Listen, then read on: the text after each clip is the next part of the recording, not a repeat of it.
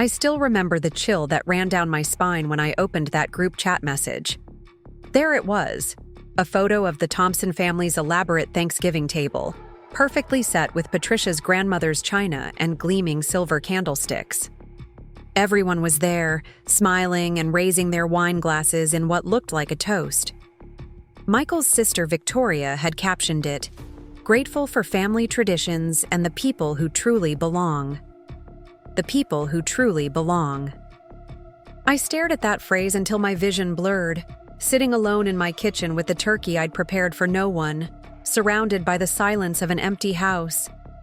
After 15 years of marriage, after hosting countless family dinners, after welcoming these people into my home with open arms and homemade tamales every Christmas, I wasn't someone who truly belonged. What made it worse was the calculated cruelty of it all. Victoria had posted it to the family group chat that included me, knowing I'd see it, knowing it would cut deep. My own husband Michael was in that photo, his arm around his mother Patricia, both of them looking more relaxed and happy than I'd seen them in months. There was no empty chair for me at that table, no place setting that might suggest I'd been missed or even remembered. Before we jump back in, tell us where you're tuning in from, and if this story touches you, make sure you're subscribed, because tomorrow, I've saved something extra special for you. The morning I met Michael Thompson, I was covered in paint samples and fabric swatches, trying to transform a dreary Boston apartment into something that felt like home. It was 2008, and I'd just moved from San Diego to launch my interior design business in New England.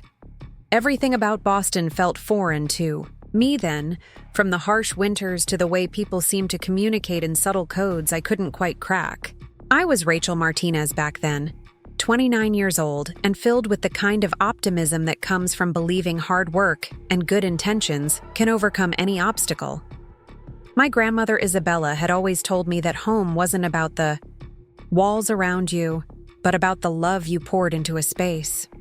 She'd whisper this to me in her melodic Spanish while we worked together in her garden in San Diego, her weathered hands teaching mine how to coax life from soil.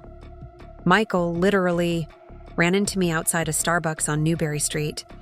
I was juggling sample books and my oversized coffee when he collided with me rushing out of the store, sending my carefully organized materials flying across the sidewalk. Instead of the hurried apology most people would have offered, he got down on his hands and knees and helped me gather every single swatch and sample, organizing them by color family without being asked. He was handsome in that understated New England way, with sandy brown hair that always looked slightly tousled, and kind blue eyes behind wire-rimmed glasses. But what struck me most was how he really looked at me when he apologized, like he genuinely cared that he'd disrupted my day. In San Diego, I'd grown used to men who looked through me rather than at me, especially in professional settings where my Latina appearance often led to assumptions about my role or capabilities. "Interior designer?" he asked, reading the business card that had fluttered to the ground. "Trying to be," I replied, suddenly self-conscious about my small operation and budget-friendly materials. "My sister's always talking about how impossible it is to find good design help around here," he said with a smile that seemed completely genuine. "She's in real estate, always complaining about staging challenges." That's how I first heard about Victoria Thompson, though it would be months before I understood what I was walking into. Michael spoke about his family with the kind of automatic reverence that comes from generations of tradition. The Thompsons had been in Boston for over a century, he explained over coffee that afternoon. His great-grandfather had built a successful textile business, and while the family wasn't wealthy by old Boston standards, they had something more valuable in this city: history, connections, and an unshakable sense of belonging. I found this fascinating rather than intimidating. Growing up as the daughter of immigrants in Southern California, I'd always felt caught between worlds. My father's Mexican heritage and my mother's Spanish roots had created a rich cultural tapestry at home. But outside our door, I often felt like I was translating myself for a world that couldn't quite place me. The idea of belonging somewhere, so completely of having roots that went back generations, seemed almost magical. Michael was a marketing executive at a mid-sized firm downtown, the kind of steady, responsible job that provided security without flash. He lived in a converted brownstone in Brookline, and when he first showed me his apartment, I nearly laughed out loud. It was exactly what you'd expect from a bachelor who'd grown up in a family where form followed function, where comfort mattered less than maintaining appearances. Everything was beige or navy blue, clean lines and minimal personality. "It needs help," he admitted, watching my face as I took in the sterile space. "It needs life," I corrected gently. "It needs to tell your story." That became my project. Over the next several months, both professionally and personally, I transformed his apartment into a space that honored his New England heritage while adding warmth and personality. Rich burgundy accents, natural textures, family photos displayed with intention rather than duty. Michael would watch me work with genuine fascination, asking questions about color theory and spatial flow that showed he was really trying to understand my craft. The first time he kissed me was in that transformed living room, surrounded by the warm lamplight and carefully chosen pieces that had turned his house into a home. It felt like the most natural thing in the world, two people who'd found something in each other that had been missing. Meeting his family, however, was an entirely different experience. Patricia Thompson lived in a stately Victorian on Beacon Hill that had been in the family for 3 generations.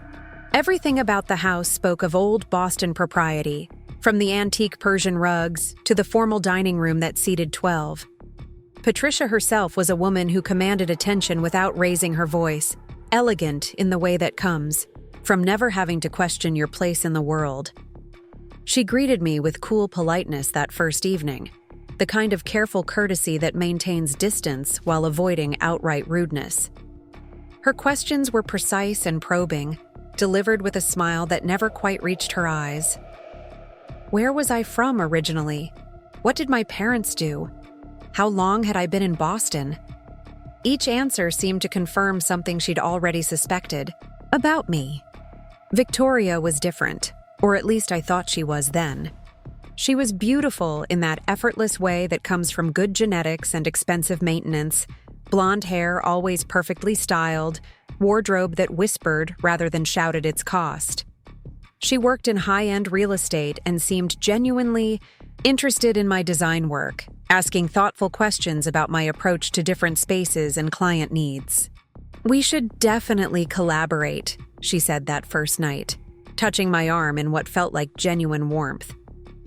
"I have clients who are always looking for someone with your aesthetic."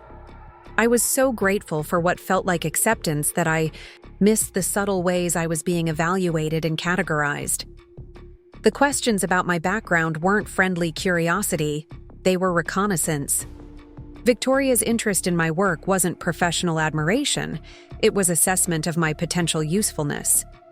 Patricia's formal politeness wasn't reserve, it was judgment. Michael, caught between his love for me and his ingrained loyalty to family, didn't see it either. Or perhaps he saw it but hoped it would resolve itself over time. He'd grown up in a world where family harmony was maintained through careful navigation of unspoken rules and expectations. Conflict was avoided rather than confronted, problems were managed rather than solved.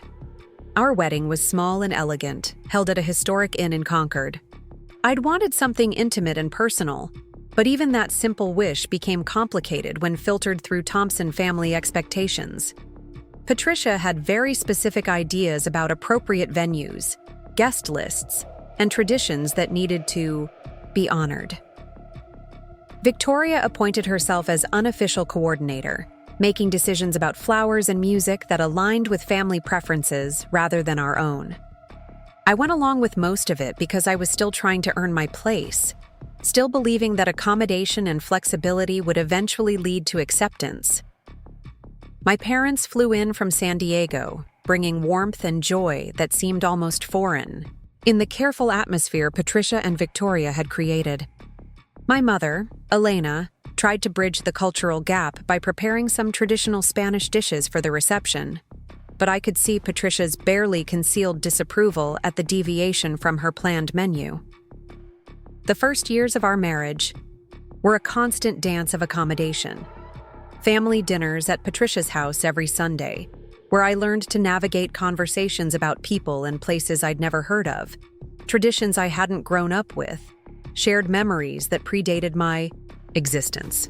I brought wine and flowers, complimented Patricia's cooking, asked interested questions about Thompson family history. Victoria and I developed what I thought was a genuine friendship during this period. She'd call for design advice, invite me to real estate events, include me in family planning discussions. When she bought her first condo, I helped her stage it beautifully, and when she landed her biggest client to date, she credited my design input for helping close the deal. But there were always moments that left me feeling off balance, comments that seemed friendly on the surface but carried an undercurrent I couldn't quite identify. Victoria would compliment my exotic cooking or marvel at how different my family traditions were. She'd ask innocent questions about whether I missed the heat and chaos of California, whether Boston winters were too sophisticated for someone from my background. Patricia was more subtle but equally consistent in her messaging. She'd praise my work while noting that interior design was such a creative field, so different from the substantial careers other Thompson wives had pursued. She'd compliment my appearance while mentioning how nice it was that Michael appreciated diversity in his choices. Preparing and narrating this story took us a lot of time, so if you are enjoying it, subscribe to our channel. It means a lot to us. Now back to the story. Every interaction left me feeling like I was being measured against a standard I couldn't quite see, but somehow kept failing to meet. When I became pregnant with Emma, I thought things might change. Surely the prospect of a grandchild would shift the family dynamics, create new bonds that transcended the careful distance that had always existed between us. And for a while, it seemed like I was right. Patricia softened somewhat, offering advice about doctors and hospitals, sharing stories about Michael's childhood. Victoria became more attentive, checking in on me regularly, offering to help with baby preparations. But even pregnancy became another arena for subtle correction and control. Patricia had strong opinions about names, nursery decor, and parenting, philosophies that aligned with Thompson family traditions. Victoria had endless suggestions about baby gear and clothes, all from expensive brands that reflected the family's standards. When I mentioned wanting to incorporate some of my grandmother's lullabies and cultural traditions into Emma's upbringing, the responses were polite but dismissive. Emma's birth was a joy that temporarily overshadowed all the family politics. She was perfect, with Michael's blue eyes and my darker hair, a beautiful blend of both our heritages. But even that became complicated when Patricia expressed relief that Emma had inherited Michael's coloring, when Victoria joked about how nice it was that the baby looked more Thompson than Martinez. I was too exhausted and overwhelmed with new motherhood to fully process these comments at the time. Looking back now, I can see how they were systematically undermining my confidence, subtly communicating that my contributions to the family were acceptable only when they aligned with existing Thompson values and preferences. The pattern continued when Lucas was born 3 years later.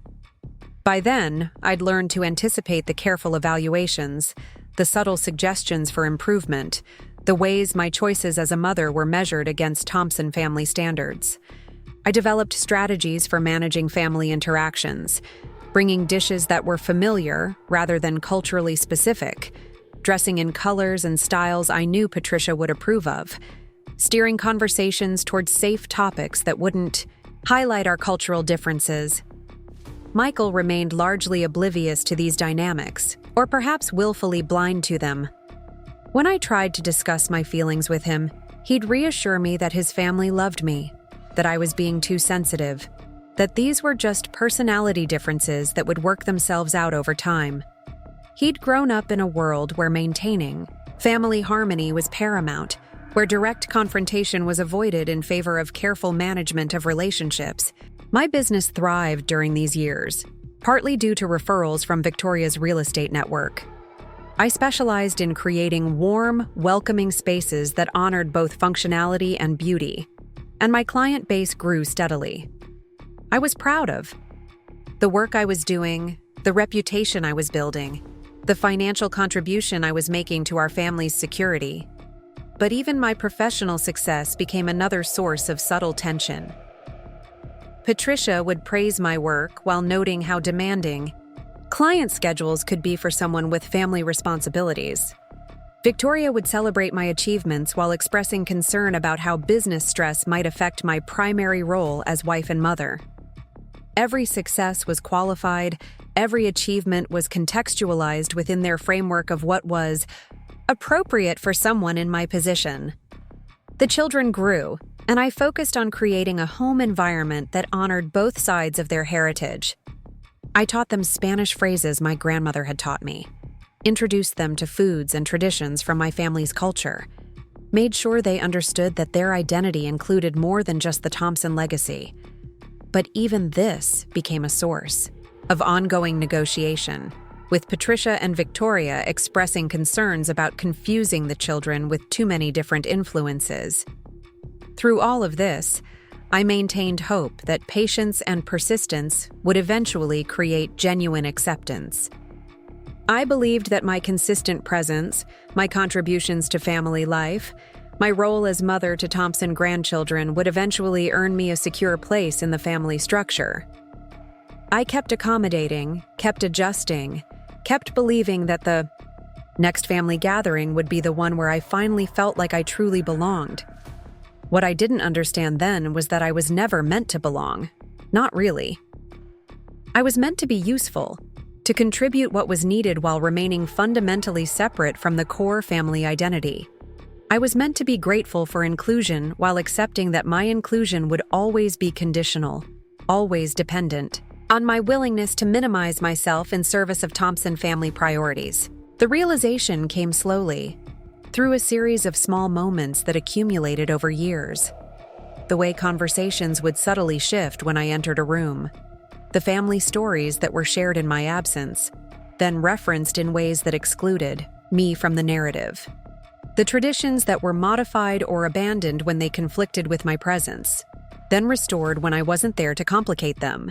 But it wasn't until that Thanksgiving photo, 8 years after I'd inherited my grandmother's villa in Tuscany, that I finally understood how complete my exclusion had always been. And it wasn't until Victoria discovered what I'd been quietly keeping to myself all these years that I realized how quickly exclusion could transform into desperate inclusion when the family needed something I possessed.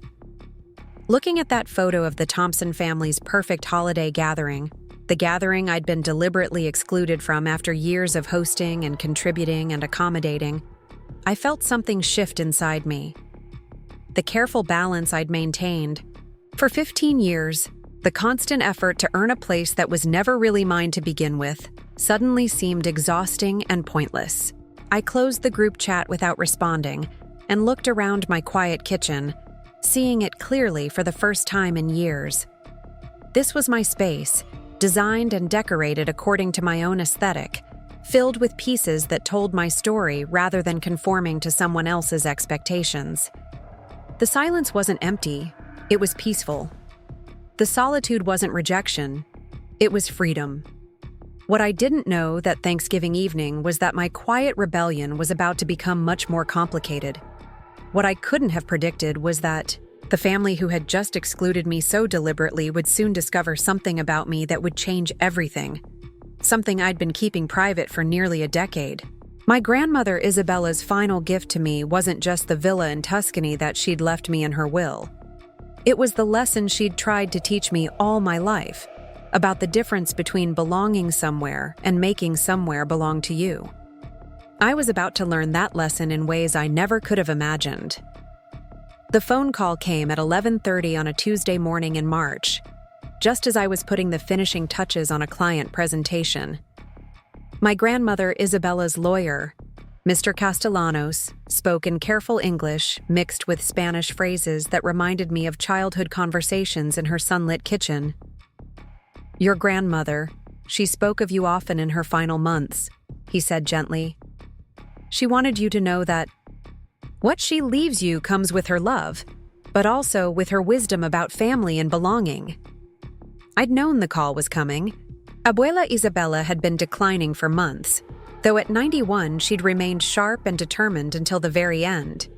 She'd raised my mother Elena largely on her own after my grandfather died young, building a life that bridged her Spanish heritage with the opportunities America offered. Even as her health failed, she'd maintained fierce independence in the little house in San Diego, where she'd lived for 40 years. What I hadn't expected was the scope of what she'd left me. Along with her modest savings and personal belongings, there was property in Italy that I'd never heard her mention. Mr. Castellanos explained that Isabella had inherited a villa from her late husband's family decades earlier, a property she'd quietly maintained through a management company but never spoke about with the family. Villa Bella Vista sat on a hillside in Montefiorino, a small town in the Emilia-Romagna region of Italy, about 2 hours from Florence. The documents Mr. Castellanos sent showed a substantial stone house surrounded by olive groves and a small vineyard with 2 guest cottages and what appeared to be spectacular views across rolling hills. The property had been generating modest rental income for years, managed by a local family who lived in the village. I stared at the photographs for hours that first day, trying to reconcile this European inheritance with the grandmother I'd known. Isabella had lived simply in San Diego, working as a seamstress and later as a housekeeper for wealthy families. She'd never traveled, never spoke of property abroad, never given any indication that she possessed assets beyond her small savings account and Social Security benefits. The explanation came in a letter she'd left with Mr. Castellanos, written in her careful script on paper that smelled faintly of the lavender she'd always kept in her dresser drawers. She wrote about meeting my grandfather Paulo during the war, when he was stationed in Spain and she was working for a family that helped refugees. Their love story had been brief but intense, cut short when he returned to Italy, and she discovered she was pregnant with my mother. They'd married by proxy, and she'd planned to join him in Italy, but Paulo died in an accident before she could make the journey. His family, devastated by grief and suspicious of the foreign woman their son had married, had maintained the property but offered no welcome to the widow and child they'd never met. Isabella, pregnant and alone, had made the difficult decision to emigrate to America instead, where her sister had already established herself in California. "I kept the villa because it was Paulo's love for me made real," she wrote. "But I never wanted to go there and find that his family's coldness could taint the memory of what we shared. Now I leave it to you, mija, because you understand what it means to love someone whose family cannot see your worth. Use it as a place of joy, not sorrow. Make it yours in ways I never could." The letter left me shaking, not just from the revelation about family history I'd never known, but from how directly it spoke to my current situation. Had Isabella somehow sensed the dynamics in my marriage? The subtle ways I'd been made to feel like an outsider in Michael's family? Her words seemed to reach across death to offer exactly what I needed: validation, inheritance, and most importantly, options. I decided to keep the villa inheritance private, at least initially. This wasn't about secrecy or deception, but about having time to process what this unexpected gift meant for my life and future. The property was solely in my name, inherited directly from Isabella with no connection to Michael or our joint assets. For the first time in years, I possessed something that belonged entirely to me, something that existed outside the careful negotiations of Thompson family approval. The management company, run by the Rossi family in Montefiorino, sent detailed reports about the property's condition and rental history. The villa had been lovingly maintained, with updates to plumbing and electricity that preserved its historic character while ensuring modern comfort. The guest cottages were popular with tourists seeking authentic Tuscan experiences, and the income from rentals had been quietly accumulating in Italian bank accounts for years. I began researching the area, learning about the rolling hills of Emilia-Romagna, the medieval towns perched on hilltops, the food culture that celebrated both simplicity and sophistication. Montefiorino itself was a village of less than 2,000 people, surrounded by chestnut forests and known for its resistance activities during World War II. It felt like a world away from Brookline's manicured suburbs and the Thompson family's careful social hierarchies. Over the following months, I made small improvements to the property through the management company. New linens for the guest accommodations, upgraded kitchen appliances, landscape work that enhanced the olive groves and vineyard. Each decision felt deeply personal in a way that my professional design work, wonderful as it was, somehow didn't. This wasn't about pleasing clients or meeting someone else's expectations. This was about honoring my grandmother's legacy and creating something beautiful for its own sake. The Rossi family sent photographs with each update, and I found myself returning to them constantly. The villa's honey-colored stone walls glowed in the Italian sunlight. The terraced gardens cascaded down the hillside, planted with herbs and flowers that attracted butterflies and bees. The main house had high ceilings with exposed wooden beams, tile floors worn smooth by generations of use, and windows that framed views of olive trees and distant mountains. Most compelling were the interior spaces that seemed to invite gathering and conversation. Unlike the formal rooms of Patricia's Beacon Hill house, where furniture was arranged for display rather than comfort, the villa's rooms flowed naturally into each other. The kitchen was clearly the heart of the home, with a massive farmhouse table that could seat 12, copper pots hanging from wrought iron hooks, and French doors that opened onto a terrace perfect for outdoor dining. I began to fantasize about taking the children there someday, showing them this piece of their heritage that connected them to great-grandmother they'd barely known. Emma was 16 now, old enough to appreciate the history and beauty of the place. Lucas, at 13, would love exploring the countryside and learning about the olive oil production that was still a small part of the villa's operations. But every time I considered sharing this discovery with Michael, something held me back. Perhaps it was the memory of how his family had received my cultural contributions to family life, how my attempts to broaden the children's understanding of their mixed heritage had been politely but firmly redirected toward Thompson traditions. Perhaps it was a growing awareness that this inheritance represented independence in ways that might threaten the careful balance I'd maintained for so many years. The work on my interior design business continued to flourish during this period, with referrals coming from Victoria's real estate network and word-of-mouth recommendations from satisfied clients. I specialized in creating spaces that felt both elegant and comfortable, rooms that honored architectural history while accommodating modern family life. My portfolio included everything from historic Boston brownstones to contemporary suburban homes, each project requiring careful attention to the client's lifestyle and aesthetic preferences. One particularly challenging project involved a young couple who'd purchased a 1890s Victorian in Cambridge that had been chopped up into apartments and needed complete restoration.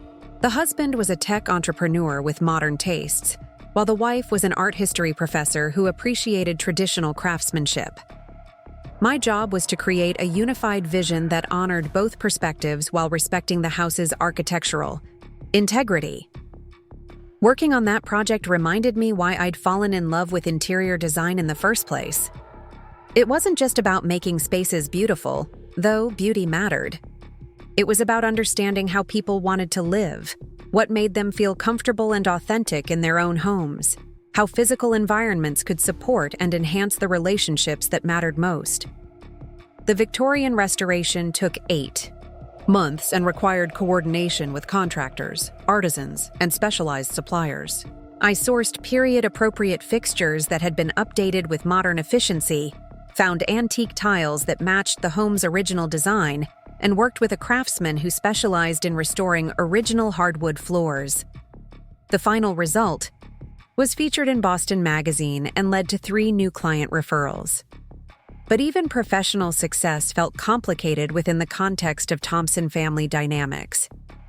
Patricia would praise my work while noting how demanding such projects must be for someone with family responsibilities. Victoria would celebrate my achievements while expressing concern about how business travel and long hours might affect my availability for family obligations. Every accomplishment seemed to require justification. Every success needed to be balanced against my primary role as wife and mother. Michael remained supportive but somewhat oblivious to these undercurrents. He was proud of my work and happy about the financial contribution my business made to our household.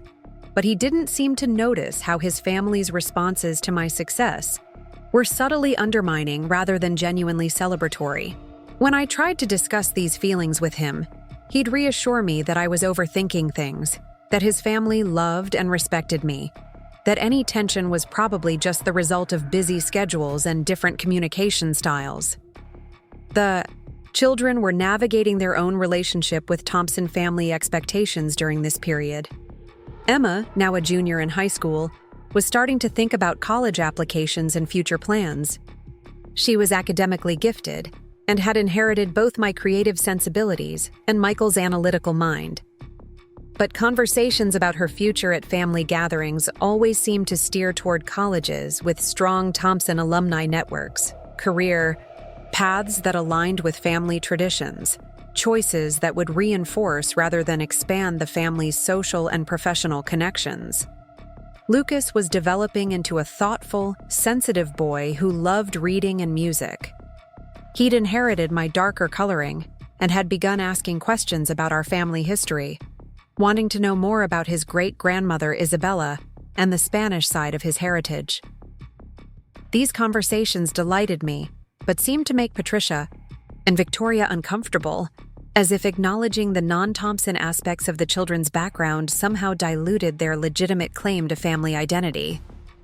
The subtle pressure to minimize my cultural contributions to the children's upbringing had been ongoing for years, but it intensified as they grew older and more curious about their mixed heritage. When Lucas asked if he could take Spanish lessons, Patricia suggested that French might be more practical for someone with his academic potential. When Emma expressed interest in spending a summer studying art in Spain, Victoria worried aloud about safety and supervision in such a foreign environment. I found myself caught between wanting to honor my own heritage and maintaining peace within the family structure. It was easier to go along with Thompson preferences, to steer conversations towards safer topics, to present cultural alternatives as interesting additions rather than integral parts of the children's identity. But this constant accommodation was exhausting and left me feeling like I was betraying something essential about myself and my family history. The villa inheritance remained my private refuge during this period, a secret space where I could imagine different possibilities for myself and my family. Through the management company, I learned more about the property's history and potential. The Rossi family had been caring for the villa for 3 generations, treating it with the same attention they gave their own family properties. Giuseppe Rossi, the current manager, sent detailed reports about seasonal changes, harvest activities, and improvements that would enhance both the property's beauty and its rental potential. During the olive harvest season, Giuseppe sent photographs of workers gathering fruit from trees that had been producing for over a century. The images showed ladders leaning against gnarled trunks, baskets filled with green and purple olives, and the ancient stone mill where the fruit was pressed into golden oil. The connection to this agricultural tradition, this cycle of seasons and harvest that had continued for generations, felt profoundly meaningful in ways I couldn't fully articulate. I began researching the possibility of visiting the villa, perhaps taking a design sabbatical that would allow me to spend extended time in Italy. The idea of actually experiencing the place that had become so central to my private thoughts was both thrilling and terrifying. What if the reality couldn't match the fantasy I'd constructed? What if the villa felt foreign rather than ancestral, disappointing rather than magical? But the pull was becoming stronger as my relationship with the Thompson family dynamics grew more strained. The subtle exclusions were becoming less subtle, the gentle corrections more pointed, the expectations for accommodation more demanding. I found myself dreading family gatherings, anticipating the careful navigation required to avoid conflict while maintaining dignity. The breaking point was approaching, though I didn't recognize it at the time. The villa inheritance had given me something I'd never possessed in my marriage: genuine independence and options that existed outside the Thompson family approval system. I was beginning to understand what my grandmother had meant about the difference between belonging somewhere and making somewhere belong to you. What I couldn't have predicted was how dramatically things were about to change, how the careful balance I'd maintained for 15 years was about to be shattered by forces beyond my control. The Thompson family's treatment of me was about to shift from polite exclusion to something much more painful, but that same shift would ultimately reveal truths about my situation that I'd been avoiding for too long. The villa in Tuscany represented more than just property or inheritance. It represented possibility, independence, and connection to a part of myself that I'd been systematically encouraged to minimize. As I prepared for what I didn't yet know would be the most challenging period of my marriage, that distant hillside property was becoming the foundation for a very different kind of future than anything I'd previously imagined. The seasons were changing in Boston, with spring arriving in tentative bursts of green against the city's gray winter landscape. But in my private thoughts, I was already living in a different season entirely, in a place where the light was golden and warm, where the pace of life followed natural rhythms rather than social expectations, where belonging wasn't something you had to earn but something you could simply claim for yourself. The first Christmas after I inherited the villa, I found myself standing in Patricia's formal dining room, watching Victoria arrange an elaborate centerpiece while discussing her latest real estate triumph. She'd just closed a deal on a waterfront property in Marblehead, earning a commission that would fund her European vacation plans. "Jonathan and I are thinking about Tuscany this spring," she said, carefully positioning white roses among silver branches. "He's been talking about destination weddings, and I keep telling him Italy would be absolutely perfect for the right couple." Jonathan Cross was Victoria's latest romantic interest, a divorced investment banker with old money connections and expensive tastes. He'd been courting her attention for months, and Victoria was clearly enamored with both his financial resources and his social connections. Their relationship had progressed quickly from casual dating to serious discussions about future plans, including the elaborate wedding he'd been dreaming about since his divorce was finalized. "Tuscany is beautiful," I said carefully, not wanting to reveal my personal connection to the region. "The landscape is incredible." Victoria glanced at me with mild surprise. "Have you been there?" "Just from research," I replied, which was technically true. "I've looked into it for clients who wanted Mediterranean-inspired design elements." Patricia entered from the kitchen carrying her famous cranberry sauce, the recipe she guarded like a state secret and prepared personally for every holiday gathering. She'd been notably quiet during the morning preparations, directing activities with her usual efficiency, but lacking the warm anticipation that usually marked her holiday hosting. "Victoria's been researching wedding venues for Jonathan," Patricia announced, settling the cranberry sauce precisely in its designated spot on the sideboard. "Apparently, he has very specific requirements for his celebration." The way Patricia said "his celebration" carried a subtle edge that suggested she had opinions about Jonathan's approach to wedding planning. Victoria either didn't notice the tone or chose to ignore it, continuing her enthusiastic description of the destination wedding they were envisioning. "Jonathan wants something authentic but luxurious," Victoria explained. "Not touristy, but with all the amenities his guests would expect. He's thinking a private villa rental, something with grounds for the ceremony and space for extended celebrations." I felt a strange flutter of recognition at her description, remembering the photographs Giuseppe had sent of Villa Bella Vista's terraced gardens and spacious entertaining areas. But I pushed the thought aside, focusing instead on the familiar rhythm of holiday preparations and family dynamics. The Thompson family Christmas traditions were elaborate and carefully orchestrated. Patricia had been planning this gathering, For weeks, coordinating menus and decorations that honored decades of family precedent. Every dish had historical significance. Every ornament had been collected over generations. Every tradition served to reinforce the family's sense of continuity and identity. My role in these celebrations had evolved over the years from enthusiastic participant to careful observer. I'd learned which contributions were welcome and which disrupted the established order. Spanish rice with the turkey was acceptable, but tamales were too exotic for the traditional menu.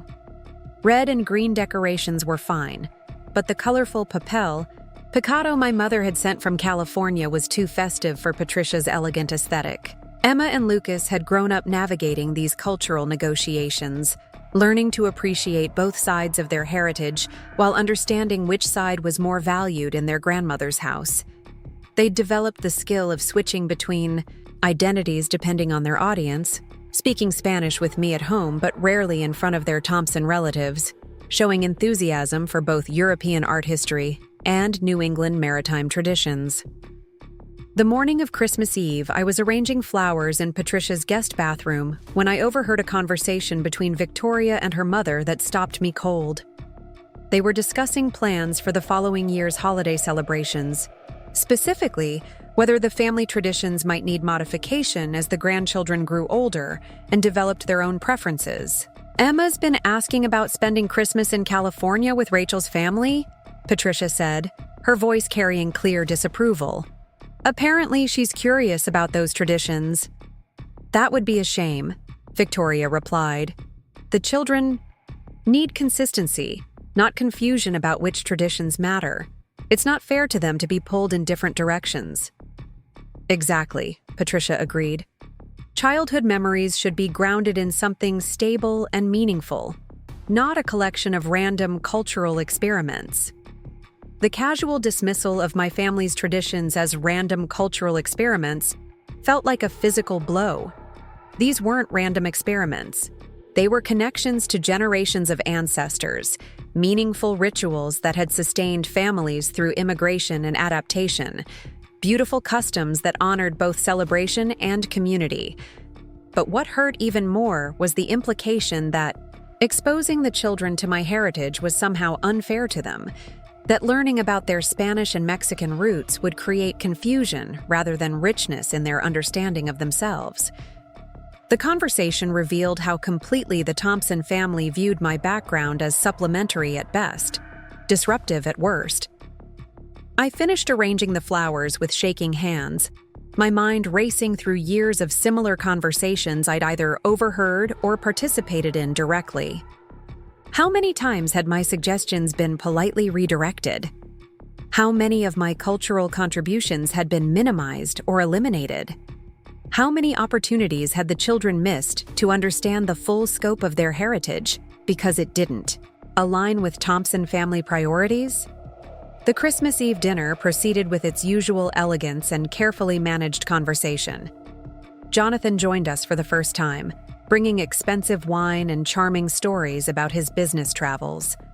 He was handsome in a polished way, with silver-touched hair and the confident bearing that comes from generational wealth. His attention to Victoria was flattering, but also calculating, the interest of someone who recognized her value as both a beautiful woman and a useful business connection. Throughout the evening, Jonathan peppered the conversation with references to his social connections and business achievements. He name-dropped clients and colleagues with casual precision, mentioned exclusive clubs and expensive hobbies, described recent trips to places that suggested both wealth and sophistication. It was a performance designed to establish his credentials as someone worthy of Thompson family approval. Victoria basked in the attention, clearly delighted by Jonathan's obvious interest and the social elevation his courtship represented. She laughed at his stories, asked interested questions about his business, and made sure the conversation highlighted her own professional accomplishments and social connections. They were perfectly matched in their ambition and their understanding of how relationships could advance social and financial goals. Patricia approved of Jonathan in ways that were both obvious and carefully modulated. She asked thoughtful questions about his family background, expressed appropriate interest in his business achievements, and made subtle references to Boston, social circles that suggested she was evaluating his place in the established hierarchy. Her approval wasn't enthusiastic, but it was clear and significant. Michael seemed comfortable with Jonathan, but not particularly engaged. He participated in conversations about business and sports, offered opinions about wine and travel, but didn't display the kind of masculine bonding that often developed between Thompson family men and their approved romantic partners. There was something about Jonathan that kept Michael at arm's length, though he couldn't articulate what it was. The children were polite, but somewhat overwhelmed by Jonathan's presence. He made efforts to connect with them, asking about school and activities, but his interest felt performative rather than genuine. Emma, in particular, seemed to sense something artificial about his charm, responding to his questions with careful politeness that suggested she was reserving judgment. After dinner, while Patricia and I cleaned up in the kitchen, Victoria and Jonathan settled in the living room with drinks and began discussing their spring travel plans in detail. Their voices carried clearly through the open doorway, and I found myself listening despite my intention to focus on washing dishes. "I've been researching properties in Tuscany," Jonathan was saying. "The wedding venue market there is incredibly competitive, but there are some spectacular private villas that cater to high-end celebrations." "How exciting," Victoria replied. "What kind of requirements are you looking for?" "Something authentic but sophisticated," Jonathan explained. "Great views, beautiful grounds, space for at least 50 guests. Ideally, a property that's been in the same family for generations, with that kind of historical authenticity that money can't buy." Patricia paused in her dish drying, clearly interested in the conversation. "That sounds like quite an undertaking," she called out. "Planning a destination wedding requires tremendous coordination." "Worth it for the right venue," Jonathan replied. "I want something unique, memorable. My first wedding was traditional and boring. This time, I want something that reflects sophistication and adventure." Victoria laughed. "Well, you certainly have adventurous taste." "Life's too short for ordinary experiences," Jonathan said. "I've reached a point where I can afford to be selective, to choose experiences that match my vision of how life should be lived." The conversation continued with Victoria offering to research potential venues through her real estate connections, Jonathan describing his vision for the perfect celebration, and Patricia contributing suggestions about vendors and logistics. It was the kind of collaborative planning that the Thompson family excelled at, everyone contributing expertise and connections to achieve a shared goal. But listening to their enthusiastic discussion, I felt a strange disconnection from the family dynamics playing out around me. While they planned elaborate celebrations and discussed expensive travel, I was thinking about my secret inheritance, about the villa photographs that showed exactly the kind of authentic Tuscan property Jonathan was describing, about the possibility of experiencing that heritage myself rather than helping others achieve their dreams. The realization was uncomfortable and revelatory. I'd spent 15 years supporting Thompson family aspirations, contributing my skills and energy to their goals while setting aside my own dreams and possibilities. I'd accommodated their preferences, minimized my cultural identity, and accepted a supporting role in their life stories while my own story remained largely unexplored. The villa inheritance had given me something I'd never possessed in my marriage: genuine independence and the possibility of experiences that belonged entirely to me. But I was beginning to understand that claiming that independence might require difficult choices about my relationship with Michael's family, choices that could disrupt the careful balance I'd maintained for so many years. The evening ended with plans for New Year's Eve celebration at Victoria's condo, Jonathan's enthusiastic promises to research Italian wedding venues, and Patricia's satisfaction at having successfully orchestrated another elegant family gathering. I helped clean up with my usual efficiency, participated in conversations about upcoming events, and maintained the pleasant demeanor that was expected of me. But driving home through the quiet Boston streets, with Michael commenting on what a nice evening it had been and how well Jonathan seemed to fit with the family, I found myself thinking about spring in Tuscany, about olive groves and vineyard terraces, about the possibility of experiencing beauty and authenticity that belonged to me rather than serving someone else's vision of the perfect life. The new year brought changes that shifted the family dynamics in subtle but significant ways. Jonathan's courtship of Victoria intensified, with expensive gifts and elaborate dates that suggested he was serious about their relationship. Victoria's real estate business benefited from his connections, leading to several high-profile listings that enhanced her professional reputation and financial security. Patricia approved of these developments with the satisfaction of someone who had successfully guided family relationships toward beneficial outcomes. Jonathan was clearly a catch by Thompson family standards: financially secure, socially connected, appropriately ambitious. His interest in Victoria reflected well on the family's social standing and suggested advantageous connections for future generations. But the intensifying relationship also created new dynamics around family gatherings and holiday traditions. Jonathan's presence became expected rather than occasional. His preferences were incorporated into family planning, and his opinions were solicited and valued in ways that subtly shifted the family hierarchy. I found myself observing these changes with detached interest, noting how quickly the family adapted to accommodate someone who enhanced their social position while remembering how slowly they'd adjusted to my presence, how my contributions had been evaluated and often found wanting despite years of consistent effort. The contrast was illuminating and painful. Jonathan's integration into the family happened smoothly because he represented expansion rather than dilution of Thompson family values. His wealth and connections enhanced their social position, while my cultural background had always been seen as something to be managed rather than celebrated. Spring brought the beginning of wedding planning.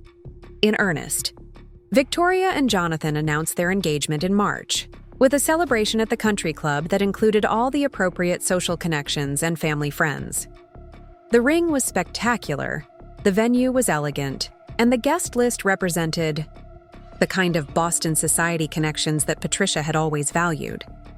Wedding planning conversations dominated family gatherings for weeks, with discussions about venues, vendors, guest lists, and traditions that would honor both families while showcasing the couple's sophisticated taste. Jonathan's vision for a destination wedding in Italy became the focal point, with Victoria enthusiastically embracing the romantic possibilities of a Tuscan celebration. The irony wasn't lost on me that while they planned their dream Italian wedding, I possessed exactly the kind of authentic Tuscan venue they were seeking. Villa Bella Vista offered everything Jonathan had described: historical authenticity, spectacular views, beautiful grounds, and the kind of generational ownership that created genuine rather than manufactured charm. But I remained silent about my inheritance, not out of spite or manipulation, but because I was beginning to understand that my relationship with the villa represented something entirely separate from my role in the Thompson family dynamics. The villa was mine in ways that nothing else had ever been, connected to my heritage and my grandmother's love, in ways that existed outside the careful negotiations of family approval. The wedding planning continued through the spring, with Victoria and Jonathan taking a research trip to Italy in April to visit potential venues.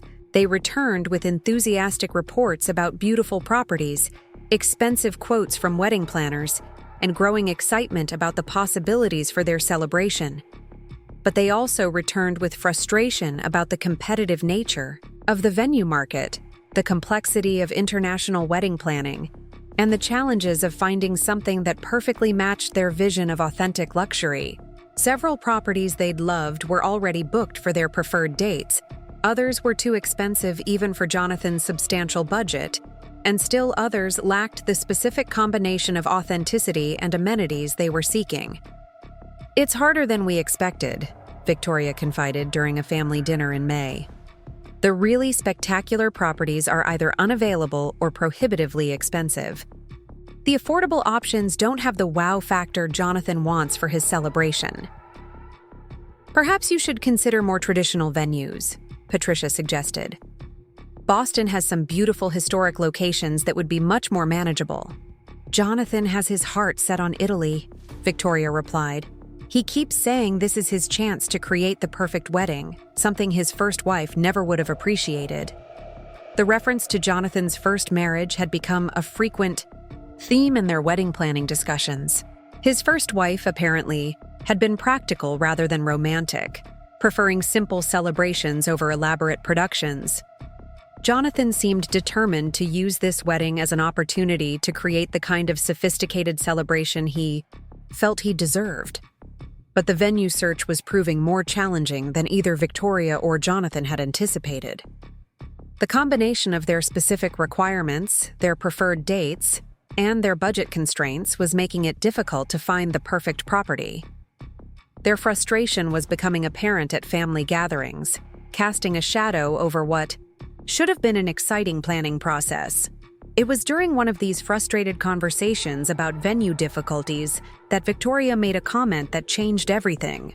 We were having coffee in her real estate office after I'd helped her stage a property, and she was venting about their latest disappointment with an Italian villa that had turned out to be much smaller than advertised.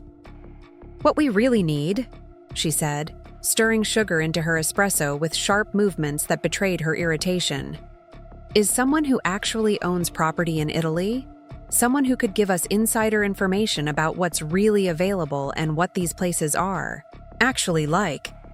She looked at me with sudden speculation. "You've done research on Italian design, haven't you? For clients who wanted that Mediterranean look?" I nodded carefully, not trusting my voice to remain steady. "Do you have any connections there? Anyone who might know about properties that aren't listed with the usual wedding venues?" The question hung in the air between us, loaded with possibilities I hadn't anticipated. Victoria's frustration had led her to ask exactly the question I'd been dreading, the one that could reveal my secret or force me into uncomfortable deception. "I might know someone," I said slowly, thinking of Giuseppe Rossi and his family's connections throughout the region. "Let me make some inquiries." Victoria's face brightened with the first genuine enthusiasm I'd seen from her in weeks. "That would be amazing," she said. "Jonathan's getting discouraged, and I hate seeing him disappointed. This wedding means so much to him." As I drove home that evening, I realized that my secret inheritance was about to collide with Thompson family expectations in ways I'd never imagined. The villa that represented my independence and connection to my heritage was about to become relevant to their needs in ways that could change everything about my relationship with Michael's family.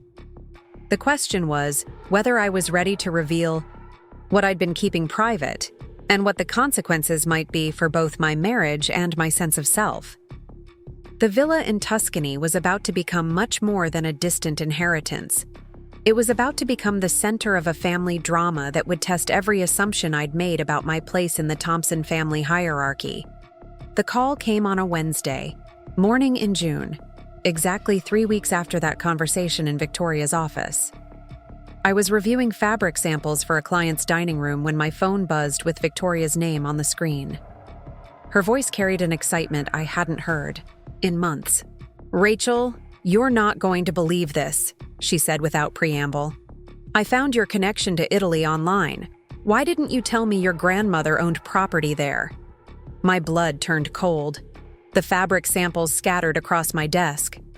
As my hands began to shake, "What are you talking about?" I was doing research on Italian property records for Jonathan, trying to understand the market better, and I came across estate documents that mentioned your grandmother's name. Isabella Martinez, right? Connected to a property called Villa Bella Vista in Montefiorino. The careful privacy I'd maintained for 2 years evaporated in an instant. Victoria's real estate expertise and determination to find the perfect venue had led her to discover what I'd kept hidden from the entire family.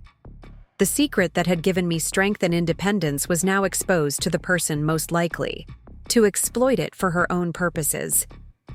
"Victoria, I can explain," I began, but she cut me off with a laugh. "Explain? Rachel, this is incredible. You have access to exactly what Jonathan's been looking for.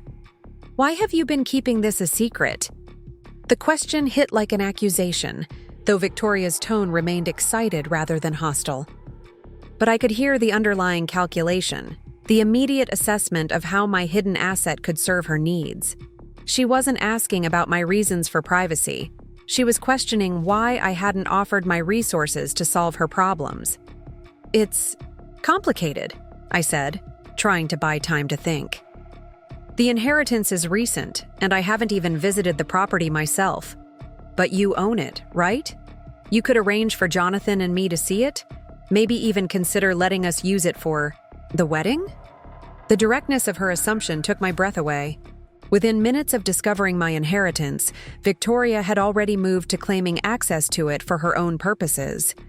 There was no acknowledgement that this property might have personal significance to me, no recognition that I might have my own plans for the villa, no consideration that my privacy might have been intentional rather than oversight. "I need to think about this," I said carefully. "It's not that simple." "What's to think about?" Victoria's tone sharpened slightly. "This could solve all our venue problems, and it would keep the wedding in the family, so to speak. Jonathan would be thrilled to have found such an authentic property through personal connections." The phrase, "keep the wedding in the family," revealed everything about how Victoria viewed my inheritance. The villa wasn't mine in any meaningful sense. It was a family resource to be shared for family purposes. My grandmother's legacy, my connection to my heritage, my dreams of independence, all were immediately reframed as assets available for Thompson family use. "Victoria, I really need time to consider this," I repeated, trying to maintain composure while my world shifted beneath me. "Of course," she said, though her tone suggested impatience rather than understanding. "But don't take too long. We need to make decisions about the venue soon, and this could be perfect for everyone involved."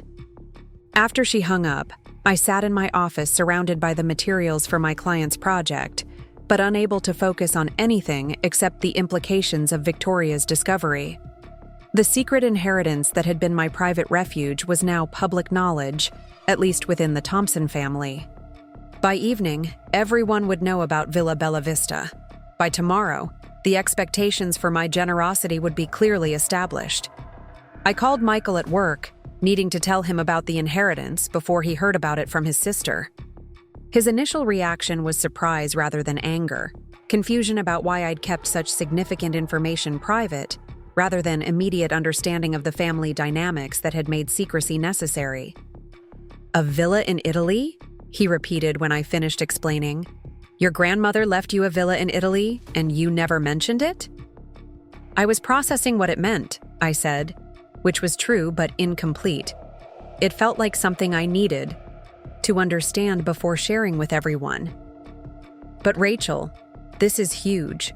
We're talking about property worth millions, income-generating assets, a complete change in our financial situation.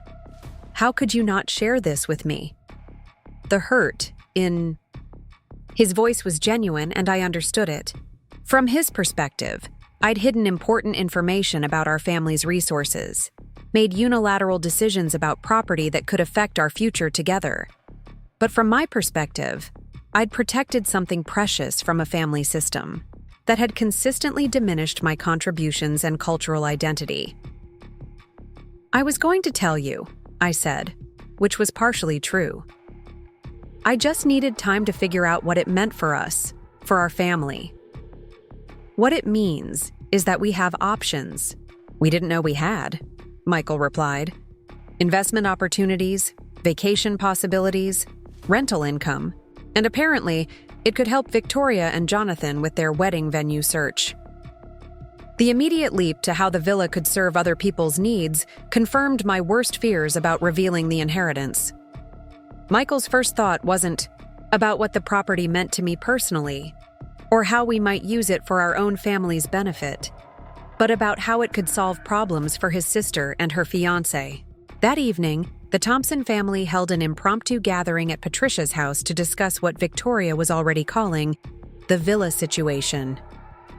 I arrived to find the family assembled in the living room with coffee and Patricia's homemade cookies, the setting for countless previous discussions about family resources and responsibilities.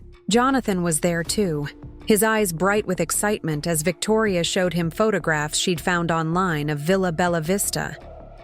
The images showed the property at its best: golden stone walls glowing in Italian sunlight, terraced gardens cascading. Down the hillside, panoramic views across rolling countryside dotted with olive groves and vineyards. "This is exactly what we've been looking for," Jonathan said, studying the photos with obvious delight. "The authenticity, the views, the space for our celebration. Rachel, this property is perfect." Patricia examined the photographs with careful attention, her real estate sensibilities evaluating the property's quality and potential. "It's quite impressive," she acknowledged. "The architecture looks historically significant, and the grounds are beautifully maintained." "The question is availability," Victoria said, looking at me directly. "Rachel, would you consider allowing us to use the villa for our wedding? It would solve all our venue problems, and we'd handle all the arrangements through proper channels." The assumption that I would automatically agree to their request was breathtaking in its presumption. There was no acknowledgement that I might have other plans for the property, no recognition that this decision might be complicated for me personally, no understanding that my inheritance represented more than just a convenient solution to their venue needs. "I appreciate that you're excited about the property," I said carefully, "but I need time to consider what's possible. I haven't even visited the villa myself yet." "Well, that's easily solved," Jonathan interjected with the confidence of someone accustomed to overcoming obstacles through determination and resources. "We could all go together, make it a family scouting trip. I'd be happy to cover the travel expenses for everyone." The generous offer was also a strategic maneuver, creating social pressure for me to agree while positioning Jonathan as the benefactor making the trip possible. If I refused his offer, I'd appear ungrateful. If I accepted it, I'd be implicitly agreeing to consider the villa as a wedding venue rather than exploring it for my own purposes. "That's very generous," Patricia said, clearly impressed by Jonathan's willingness to fund a family trip. "It would be wonderful to see the property together, to understand what possibilities it offers." Michael nodded enthusiastically. "That sounds like a great idea. We could turn it into a real family vacation. Show the kids their great-grandmother's property." The rapid momentum toward a group trip to evaluate my inheritance for someone else's wedding was exactly what I'd feared would happen once the villa became public knowledge. My private dreams of experiencing the property on my own terms, of connecting with my grandmother's legacy in my own time, were being transformed into a family expedition designed to serve Victoria and Jonathan's needs. "I'm not sure about the timing," I said, trying to slow down the planning that was accelerating around me. "The property management company would need advance notice, and I'd want to make sure everything was properly arranged." "I could help with that," Victoria offered immediately. "I have experience coordinating international property visits. We could make this happen within a few weeks if everyone's schedules align." Emma and Lucas, who had been quietly listening to the adult conversation, began asking questions about Italy and their great-grandmother's property. Their excitement was genuine and touching, unmarred by the complex motivations driving the adult planning. For them, this was an adventure, a chance to connect with family history they'd never known existed. "Why didn't you tell us about the villa before, Mom?" Emma asked. "It sounds amazing." The innocent question highlighted the awkwardness of my position. How could I explain to my teenage children that I'd kept the inheritance secret because I'd needed something that belonged entirely to me, something that existed outside the Thompson family's evaluation and potential appropriation? "I wanted to understand it better before sharing," I said, which was true, but inadequate.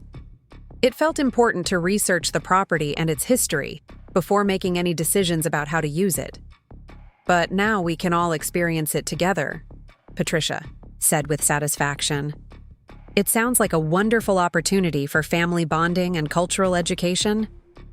The reframing of my inheritance as an opportunity for Thompson family experiences was both predictable and heartbreaking.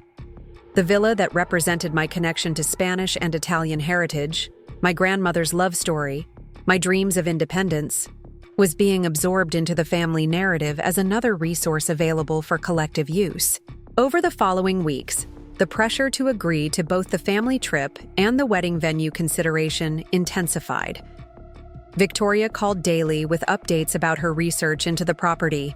Jonathan sent emails about wedding planning logistics, and Patricia made subtle comments about family obligations and the importance of supporting young couples starting their lives together. Michael, caught between his loyalty to his family and his growing awareness of my discomfort, tried to mediate the competing pressures. He understood that I felt overwhelmed by the sudden attention to my inheritance, but he also believed that family resources should be shared for family purposes. His Thompson upbringing had taught him that individual ownership was less important than collective benefit. "I know this feels complicated," he said one evening as we sat in our kitchen, surrounded by the warm familiarity of our home. "But maybe this is an opportunity to bring everyone together, to share something beautiful that connects to your family history." "My family history," I repeated quietly. "Michael, this villa represents my grandmother's story, her love affair with my grandfather, her sacrifice in leaving Italy to raise my mother alone in America. It's not just property, it's heritage." "I understand that," he said, though his tone suggested he didn't fully grasp the depth of my connection to the inheritance. "But heritage is meant to be shared, isn't it? Your children should know about their great-grandmother's story, and maybe Victoria's wedding could be a way to honor that history." The suggestion that hosting Victoria's wedding would honor Isabella's memory revealed how completely Michael misunderstood what the villa meant to me. Isabella had left me the property as a refuge from family expectations that didn't honor my worth.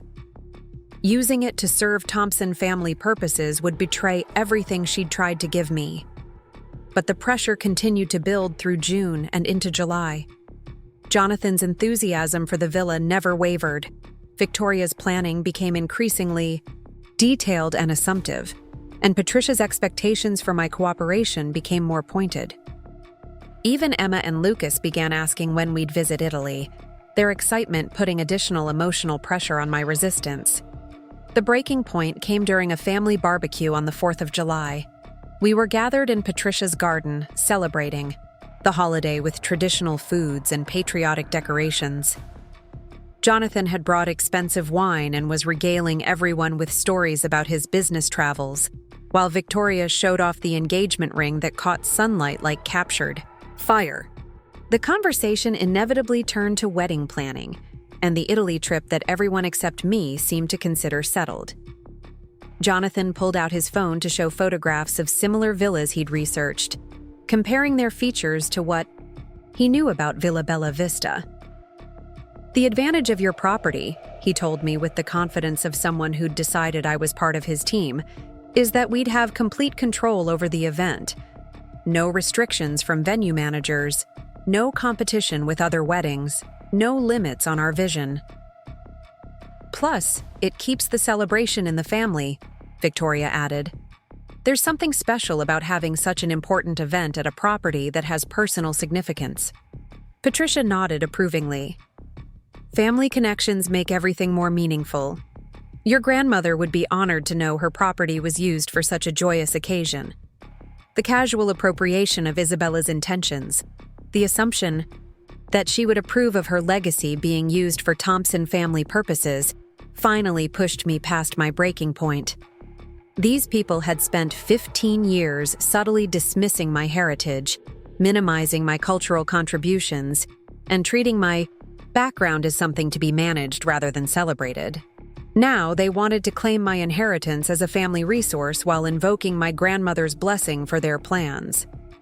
Actually, I said, my voice carrying a clarity that surprised everyone, including myself, I don't think my grandmother would approve of that at all.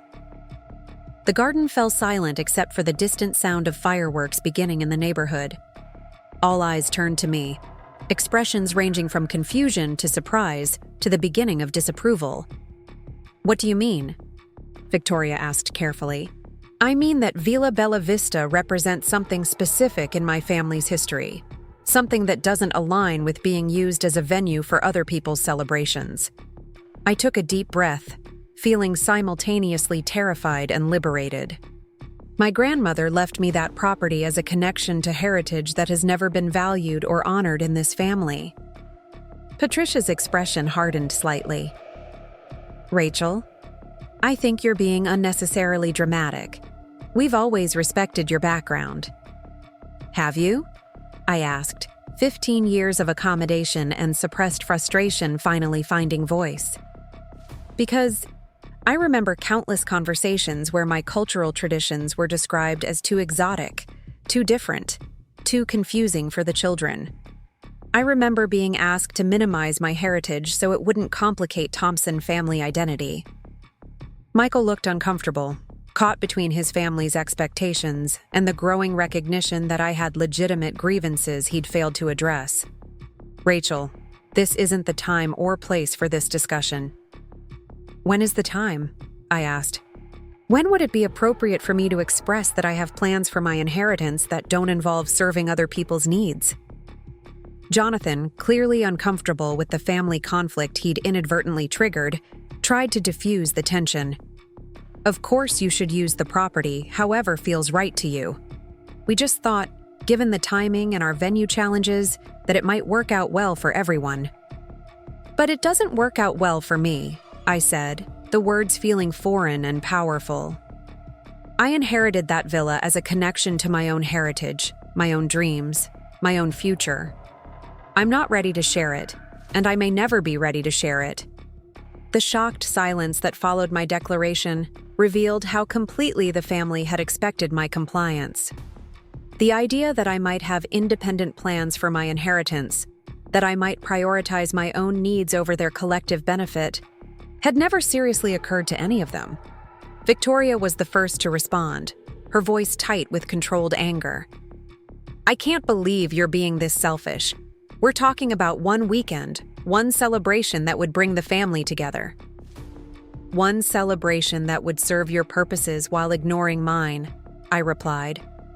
Victoria, you discovered my inheritance 3 weeks ago, and you've spent that entire time planning how to use it for your benefit. You haven't once asked what it means to me personally, or what my own plans might be. Because we assumed you'd want to help family, Patricia interjected, her disapproval now evident. That's what family members do for each other. Is it? I asked. Because I've been helping this family for 15 years, contributing my skills and energy and accommodation to your goals and preferences. When have any of you helped me pursue my goals or honored my preferences? The question hung in the air, unanswered because we all knew the answer.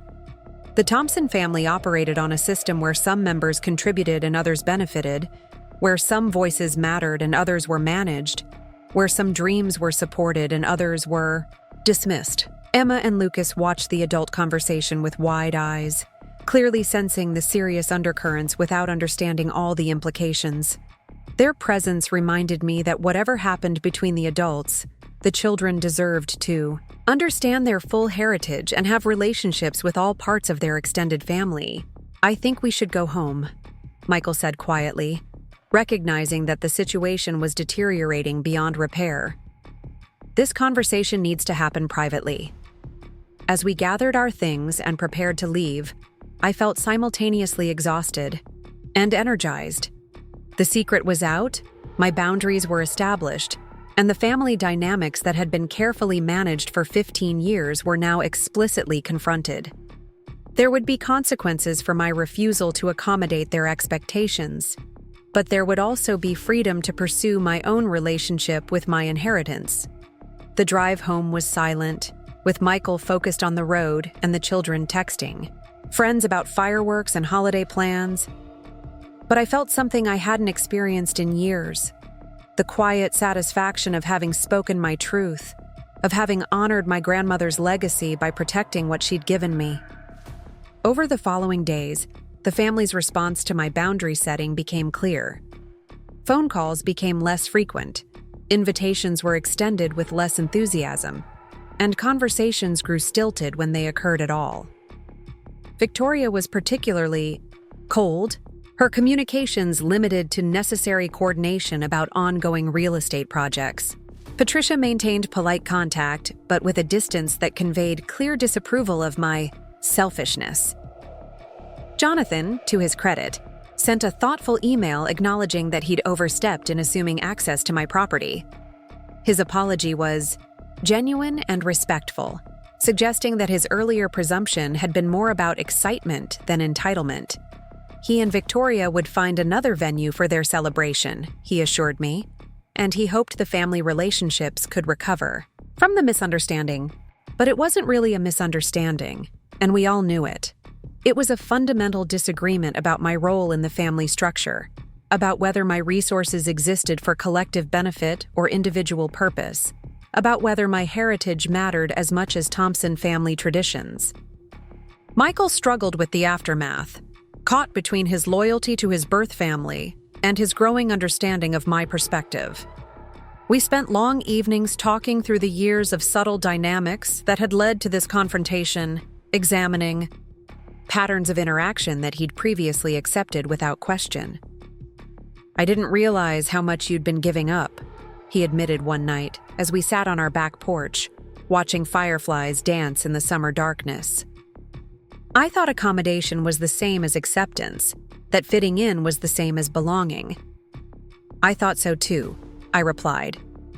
For a long time, I believed that if I just tried hard enough, if I was generous enough and flexible enough, I'd earn my place in your family. But I was never going to earn it, because it was never really available. The realization was painful for both of us, but it was also clarifying. Michael began to understand how his family's treatment of me had been subtly undermining rather than welcoming, how their expectations had been designed to manage rather than celebrate my contributions. He started recognizing patterns he'd previously dismissed, began questioning assumptions he'd inherited about family hierarchy and cultural identity. In August, I made the decision to visit Villa Bella Vista on my own, without family entanglements or external expectations. I arranged the trip through Giuseppe Rossi, explaining that I wanted to experience the property privately before making any decisions about its future use. He understood immediately, welcoming me to Montefiorino with the warmth of someone who had cared for my grandmother's legacy for years. The villa exceeded every photograph, every description, every dream I'd constructed during my years of secret ownership. The stone walls glowed golden in the morning light. The terraced gardens cascaded down the hillside in perfect harmony with the natural landscape, and the views across rolling countryside took my breath away with their timeless beauty. But more than the physical beauty, I felt something deeper as I walked through rooms my grandfather had known. As I stood in the kitchen where generations of his family had prepared meals, as I watched sunset paint the sky above olive groves that had been producing fruit for centuries. This wasn't just property. It was connection to heritage that had been interrupted, but not broken. Love story that had been cut short, but not forgotten. Giuseppe and his wife Maria welcomed me with genuine warmth, sharing stories about the property's history and their family's care for it over the decades. They spoke about Isabella with respect and affection, describing her as a woman who had made difficult choices with grace and strength. Their understanding of my grandmother's story helped me understand my own inheritance more fully. She always said the villa was waiting for the right time, Maria told me as we sat on the terrace with glasses of wine made from grapes grown on the property. She knew it would find its purpose when it was needed most. The week I spent in Tuscany transformed my understanding of what the inheritance meant and what possibilities it offered. I wasn't just the owner of beautiful property, I was the keeper of family history that deserved honor and continuation. The villa wasn't just real estate. It was connection to heritage that could enrich my children's understanding of their identity and provide foundations for different kinds of family traditions. When I returned to Boston, I was changed in ways that were immediately apparent to Michael and the children. I carried myself differently, spoke with more confidence, and made decisions with clarity that had been missing for years. The trip had given me perspective on my life in America, on my marriage, and on the family dynamics that had shaped my choices for too long. The conversation with Michael about our future was long and sometimes painful, but ultimately productive. We talked honestly about the family patterns that had been damaging our relationship, about cultural identity and its importance for our children, about the possibility of creating new traditions that honored both sides of their heritage. Michael's willingness to examine his family's treatment of me, to acknowledge the ways he'd failed to support my cultural identity, and to commit to different patterns going forward was encouraging. But I also recognized that changing deeply ingrained family dynamics would require ongoing effort and courage from both of us. The children's response to learning about their great-grandmother's property and its significance in their family history was everything I'd hoped for. Emma began researching Spanish and Italian language programs, excited about the possibility of connecting more deeply with her Mediterranean heritage. Lucas asked endless questions about Isabella and Paolo's love story, fascinated by the romance and tragedy that had shaped their family's journey to America. We began planning family trips to Italy that would allow the children to experience the villa and understand their cultural heritage more fully. These wouldn't be Thompson family expeditions designed to serve external purposes, but intimate journeys designed to strengthen our nuclear family's understanding of itself. Victoria and Jonathan found a beautiful venue in Napa Valley for their wedding, a choice that aligned with their love of wine and provided the sophisticated atmosphere they were seeking. Their celebration was elegant and well-attended, with all the social connections and professional benefits they'd hoped to achieve. Patricia was delighted with the event and the social recognition it brought to the Thompson family. I attended the wedding with genuine warmth, celebrating their happiness while feeling grateful that my villa had not become the setting for their celebration. Villa Bella Vista remained mine to explore and enjoy on my own terms, a refuge and resource that existed outside the family dynamics that had shaped so much of my adult life.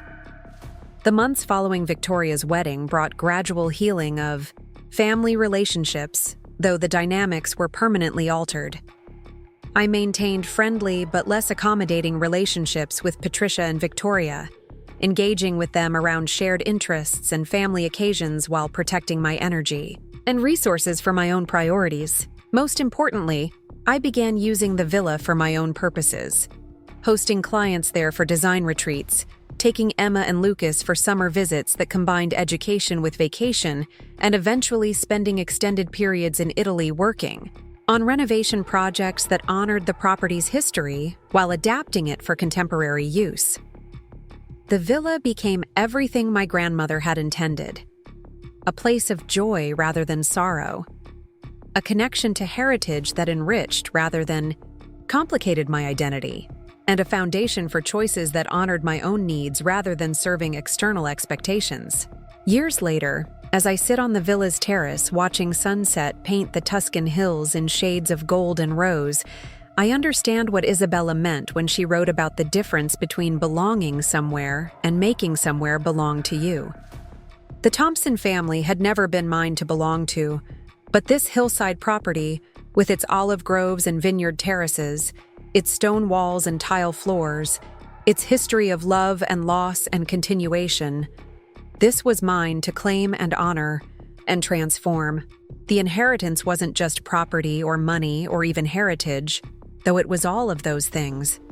It was permission to value my own dreams, to protect my own resources, to create traditions that honored my full identity rather than accommodating other people's limitations. It was my grandmother's final gift, the understanding that true belonging comes not from earning acceptance from others, but from accepting the full truth of yourself. The autumn light filtered through the kitchen windows of our Brookline home. As I prepared dinner, the familiar rhythm of chopping vegetables providing comfort after a day filled with difficult conversations. It had been 3 months since Victoria's wedding in Napa Valley. 3 months since I'd established boundaries that permanently altered our family dynamics. And 3 months since I'd begun living according to my own priorities rather than Thompson, family expectations. Emma walked into the kitchen carrying her laptop, her face bright with excitement that immediately caught my attention. At 17, she'd grown into a confident young woman who inherited my creative sensibilities along with Michael's analytical mind. But lately she'd been exploring aspects of her heritage that connected directly to my side of the family. "Mom, you have to see what I found," she said, settling at the kitchen island with the enthusiasm that marked her discoveries about family history. "I've been researching great-grandmother Isabella's story for my senior project, and I found immigration records that show exactly when she arrived in San Diego." Over the past year, Emma had become fascinated with the family narrative that had been largely absent from her childhood education. The revelation about Villa Bella Vista had opened questions about heritage and identity that she was exploring with the intensity of someone discovering missing pieces of themselves. Her senior project focused on immigration stories and cultural adaptation, using Isabella's journey as a central case study.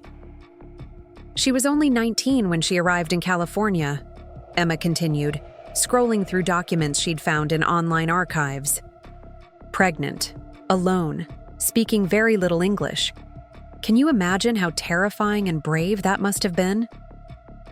I set down my knife and moved to look over her shoulder at the immigration documents that made Isabella's story feel immediate and real. The official paperwork captured only bare facts, but they painted a picture of a teenage girl facing an uncertain future with remarkable courage. Her listed occupation was seamstress, her destination was San Diego, and her contact in America was her sister Carmen, who had emigrated 2 years earlier. She listed Paulo Martinez as her husband even though he'd died before she left Spain, Emma observed. "She was protecting her reputation and your mother's legitimacy, even in official documents."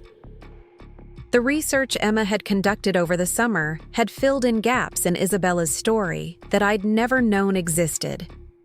Through online genealogy resources and correspondence with historical societies in both Spain and Italy, she'd traced the family narrative from Paulo's vineyard outside Florence to Isabella's seamstress shop in San Diego's Barrio Logan. "Look at this," Emma said, opening another file that showed photographs of the neighborhood where Isabella had lived and worked. Barrio Logan in the 1950s was this vibrant community of Mexican and Spanish immigrants, all supporting each other while adapting to American life. She wasn't alone after all. The images showed a community that looked remarkably similar to the Italian hillside village where Villa Bella Vista was located. The same emphasis on family gatherings, shared meals, cultural traditions that bridged old world and new. Isabella had recreated in California something similar to what she'd left behind in Europe, building community that honored heritage while embracing opportunity. "This is why the villa inheritance is so important," Emma said with the clarity that comes from understanding family history and context. "It's not just property, it's connection to the love story that created our family. Great-grandmother kept it because it represented Paulo's love for her, but she gave it to you because she understood you'd know how to honor what it means." Her insight took my breath away with its accuracy and maturity. Emma had grasped something about the inheritance that had taken me months to fully understand. The villa wasn't just real estate or even heritage preservation. It was continuation of a love story that had been interrupted but not ended, family narrative that had been paused but not concluded. "I want to spend next summer in Italy," Emma announced with the determination that marked her most important decisions. "Not just visiting the villa, but really experiencing the culture, learning Italian, understanding the food traditions, connecting with the community where great-great-grandfather Paulo grew up."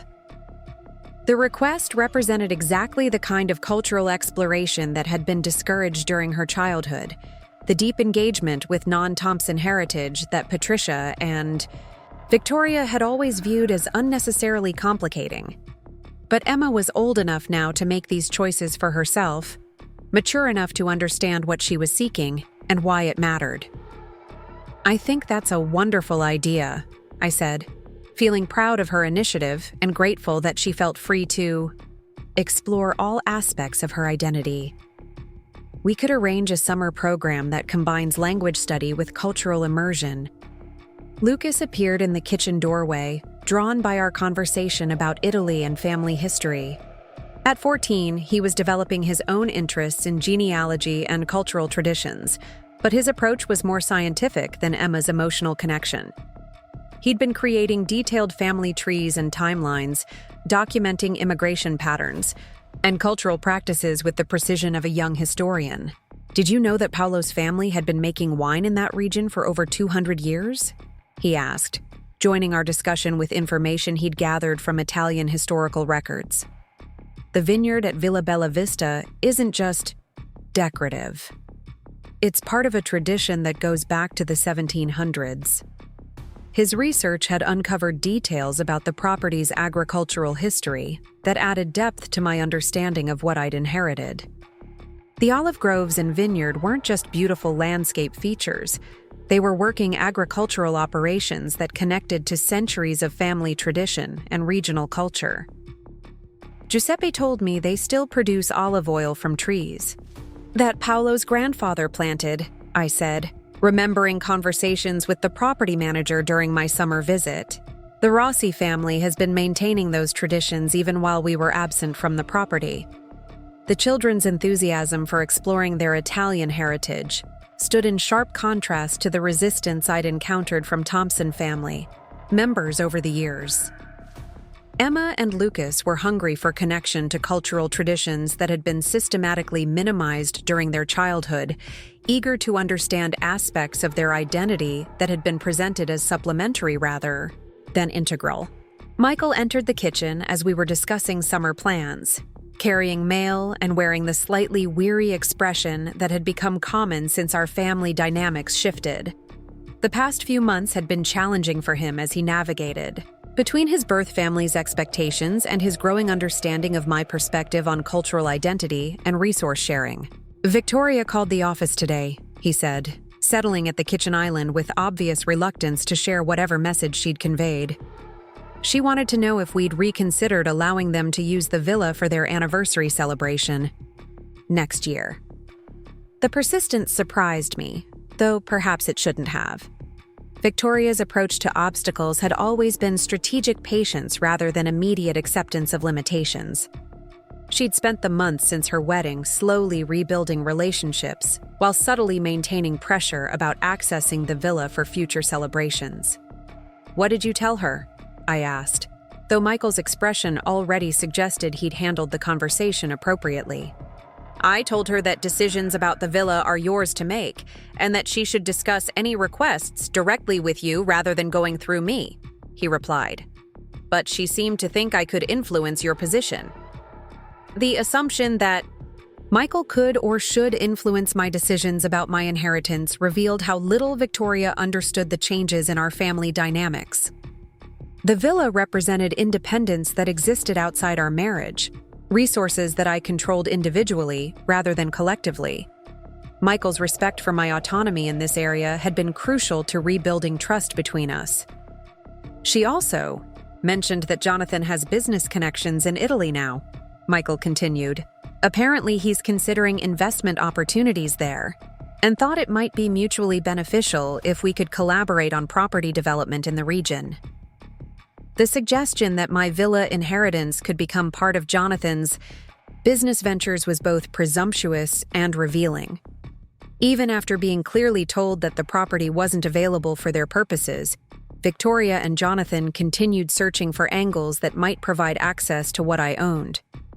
Their inability to accept my boundaries suggested deeper issues with entitlement and respect for individual autonomy. "I'm not interested in business partnerships involving the villa," I said firmly. That property represents family heritage, not investment opportunity. Emma looked up from her laptop with the sharp awareness that marked her understanding of family politics. Are they still trying to get access to great-grandmother's villa? It seems like they can't quite accept that Mom has her own plans for the property, Michael replied with the diplomatic phrasing he'd developed for discussing his family's behavior with our children. That's ridiculous, Lucas said with the direct honesty of adolescence. It's Mom's inheritance, not a family resource. They wouldn't expect other people to share their property just because it's convenient. The children's clear understanding of appropriate boundaries regarding my inheritance was both gratifying and sad. Gratifying because it showed they understood concepts of individual ownership and personal autonomy. Sad because they'd had to learn these lessons through observing adult conflicts, rather than growing up in an environment where such boundaries were naturally respected. The phone rang as we were finishing dinner preparations, Patricia's name appearing on the caller ID, with timing that suggested coordination with Victoria's earlier approach to Michael. I'd been expecting some form of follow-up to Victoria's request, though I'd hoped it might come through direct communication rather than family pressure tactics. Rachel, dear, Patricia began with the careful warmth she used when preparing to make requests. I hope you and the family are doing well. The children must be getting excited about the new school year. We exchanged pleasantries about back to school, preparations and autumn activities, but I could sense the underlying purpose of her call building toward its revelation. Patricia's conversations always had strategic direction, even when they appeared to be casual family check-ins. I had lunch with Victoria today, she continued, transitioning toward her actual agenda. She mentioned that Jonathan has developed some interesting business connections in Italy. Apparently, there are wonderful investment opportunities for Americans who have property connections in the region. The setup was transparent but persistent. Another angle for accessing my villa through appeals to financial opportunity rather than family celebration. Patricia's approach was more subtle than Victoria's direct requests, but the underlying assumption remained the same. My inheritance should be available for Thompson family benefit. Investment opportunities can be complicated, I replied diplomatically. I'm focused on understanding the property's cultural and historical significance rather than its commercial potential. Of course, Patricia agreed quickly. But sometimes cultural preservation and financial prudence can work together. Jonathan was saying that responsible development could enhance a property's historical value while generating income that supports ongoing maintenance. The suggestion that Jonathan's business interests could somehow enhance the villa's cultural value was particularly galling, given the family's historical dismissal of my cultural contributions. The same people who had consistently minimized my heritage were now proposing to improve it through commercial development. I appreciate the suggestion, I said carefully, but I'm comfortable with the current management arrangements. The villa is being beautifully maintained by the family that's cared for it for decades. A slight pause suggested Patricia was adjusting her approach based on my resistance to the business angle. Well, of course you know best about the property management. I just thought it might be nice for the family to have more connection to your grandmother's legacy. The reframing of commercial development as family connection was expertly manipulative, appealing to my desires for cultural sharing while serving entirely different purposes. But I'd learned to recognize these rhetorical strategies over the years of navigating Thompson family expectations. The family is welcome to learn about the villa's history and cultural significance, I replied. Emma has been doing wonderful research about great-grandmother Isabella's story, and Lucas has been exploring the agricultural traditions of the region. How lovely, Patricia said, though her tone suggested this wasn't the kind of family connection she'd been envisioning. Perhaps sometime we could all visit together, see the property in person. The suggestion of a family visit to evaluate the villa for their purposes was exactly what I'd been expecting and dreading. Patricia's careful approach was designed to seem inclusive and educational while creating opportunities for Jonathan and Victoria to assess the property's potential for their own uses. I think the villa works best for small family visits, I said. Emma and Lucas are planning to spend time there next summer, really immersing themselves in the language and culture. After ending the conversation with Patricia, I found myself reflecting on how completely the Thompson family continued to view my inheritance through the lens of their own needs and preferences. Even months after I'd clearly established boundaries, they persisted in believing that patient pressure would eventually overcome my resistance to sharing the villa for their purposes. The persistence was both exhausting and clarifying. It confirmed that my instincts about keeping the inheritance private had been correct, that revealing it to the family had immediately resulted in expectations for access and control that ignored my own relationship to the property. It also demonstrated how deeply ingrained the Thompson family's sense of entitlement was regarding resources they perceived as family assets. But the past few months had also shown me something important about my children's relationship to their mixed heritage and their support for my autonomous decisions. Emma and Lucas had embraced the opportunity to explore their Spanish and Italian roots with enthusiasm that validated my long-suppressed sense that cultural diversity enriched rather than complicated their identity. Their excitement about connecting with great-grandmother Isabella's story, learning about Paolo's family traditions, and experiencing authentic Italian culture stood in sharp contrast to the resistance I'd encountered from Thompson family members over the years. My children were proving that cultural exploration expanded rather than diminished their sense of themselves. The doorbell rang unexpectedly that evening, interrupting our family time with its urgent insistence. Michael answered it to find Victoria, standing on our front porch, dressed in the expensive casual clothes that suggested she'd come directly from some social or professional engagement. "I hope I'm not interrupting," she said with the smile that meant she intended to interrupt, but wanted to seem considerate. "I was in the neighborhood and thought we should talk about the anniversary celebration planning." The presumption that I'd agreed to consider allowing their anniversary celebration at the villa was exactly the kind of assumption that had characterized Victoria's approach throughout our relationship. She consistently acted as if her preferences were shared decisions, as if my resistance was temporary rather than definitive. "Victoria, I haven't agreed to any anniversary celebration at the villa," I said directly, joining Michael at the door rather than inviting her inside for a conversation. "That would only lead to frustration for both of us." "I know you haven't committed yet," she replied with the patience of someone who believed persistence would eventually overcome obstacles. "But I thought if we talked through the details, you might see how perfect it could be for everyone involved." The phrase "perfect for everyone involved" revealed how completely Victoria misunderstood my position. She genuinely seemed to believe that my resistance was based on logistical concerns rather than fundamental disagreement about how my inheritance should be used. "It wouldn't be perfect for me," I said clearly. "Victoria, I've explained that. I have my own plans for the villa, plans that don't include hosting celebrations for other people." "But we're not other people," she protested with the wounded tone she used when her reasonable requests were unreasonably refused. "We're family. Anniversary celebrations are family occasions." The definition of family obligations to include unlimited access to my resources was particularly frustrating, given how conditional my own inclusion in family celebrations had always been. Victoria expected family membership to provide her with benefits that had never been extended to me in similar circumstances. "Family means respecting each other's boundaries," I replied. "I've been clear about my boundaries regarding the villa." Emma appeared behind me, drawn by the conversation and clearly prepared to support my position if necessary. Her presence reminded me that my children were watching how I handled family pressure, learning from my responses about appropriate boundaries and self-respect.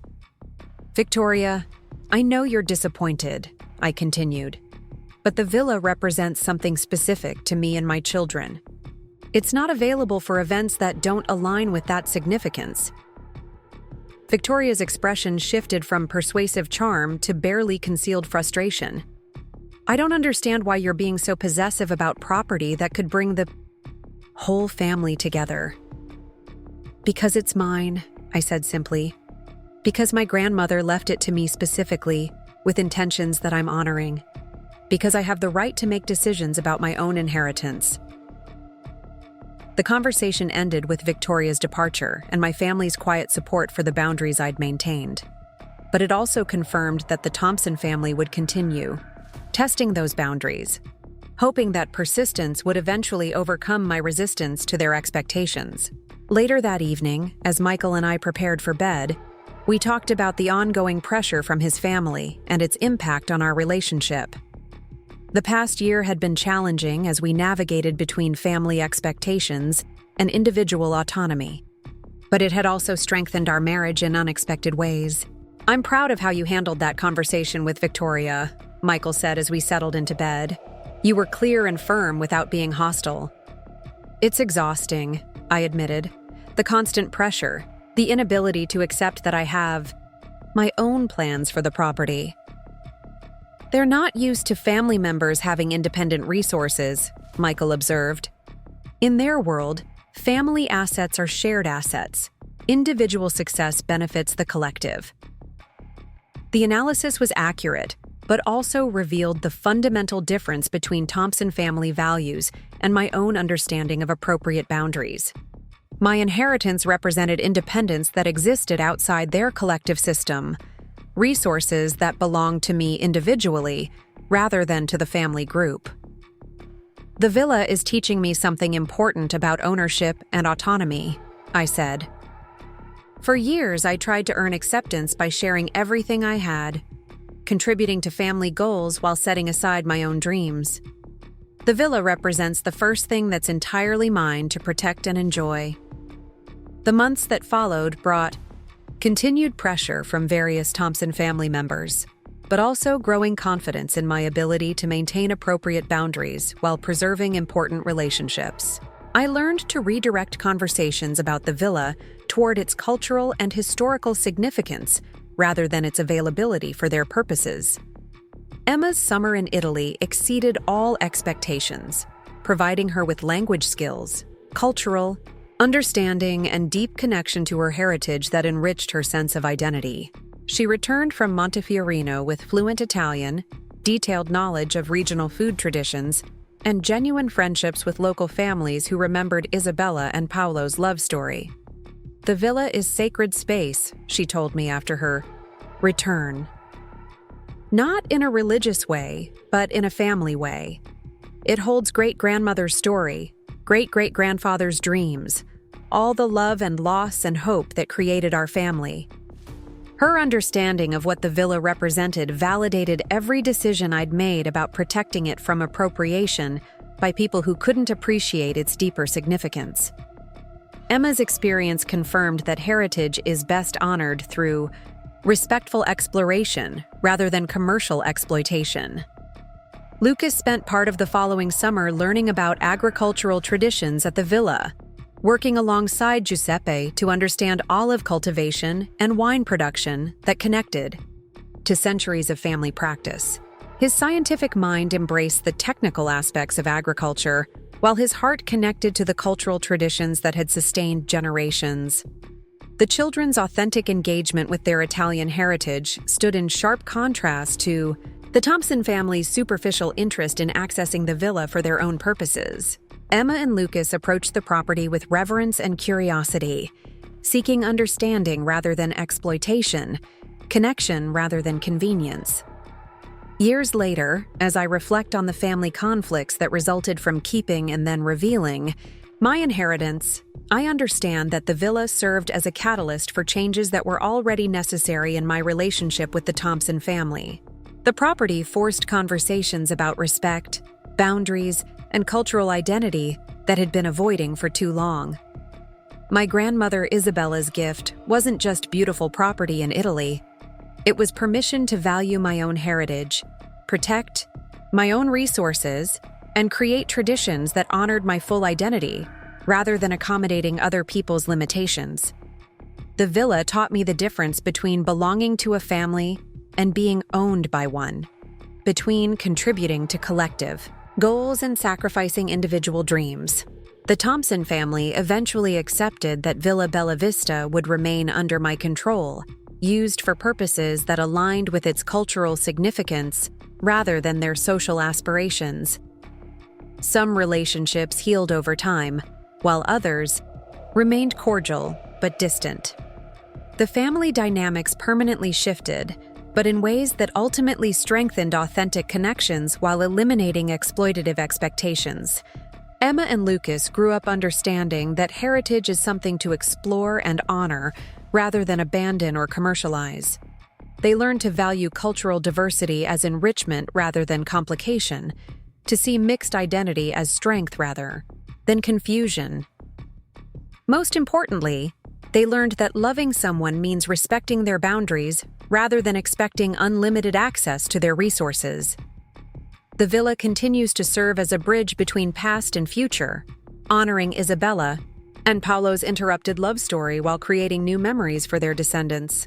It remains a place of refuge and renewal, connection and independence, heritage preservation and contemporary joy. Sometimes the most important inheritance isn't money or property, but permission to honor your own worth and protect what matters most to you. Isabella's villa gave me that permission, and I've tried to pass that same gift of autonomy and self-respect to my children. Up next, you've got 2 more standout stories right on your screen. If this one hit the mark, you won't. Want to pass these up? Just click and check them out.